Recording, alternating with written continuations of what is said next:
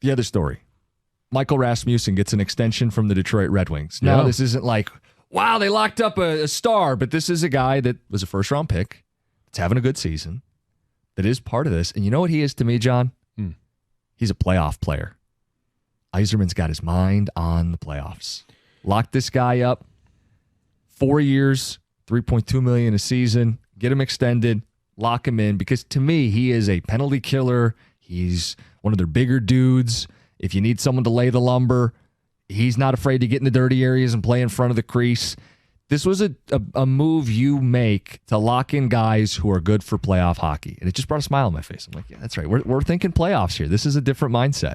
Well, and he's 24. Yep. Right. So this is contract 2, or at least the most significant contract that he's signed to this time. And you get the prime of his career, 24 to 28. Mm-hmm. I mean, who knows what happens after that, but that's the window that is opening right now, and it's a sign that we're all looking to read the tea leaves, right? And what is Steve Yzerman going to do as we approach the trade deadline? Now, they've been above the cut line a lot longer than they did last year. Last year, they just poked their head out, they got whacked off, and then all of a sudden, this is what happens. They got it what?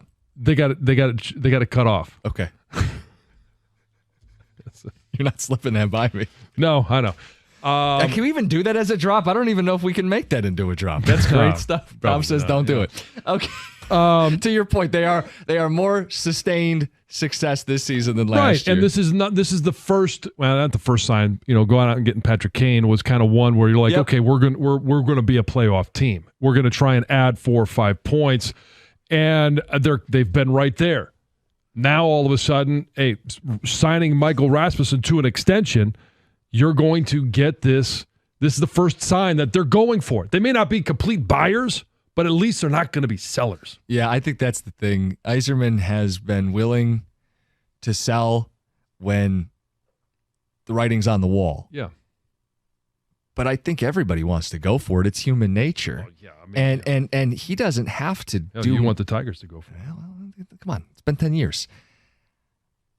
I think it's human nature to want to go for it. And I don't know that Yzerman is going to be a wheeler dealer and throw around first-round picks to get rentals. I would be shocked if he did something like that. But the idea that you are locking up your own, eyeing players who play in the playoffs and can have impact in the playoffs, it sure feels like they're going to be, at the very least, a team that stands pat and probably looks to add something small.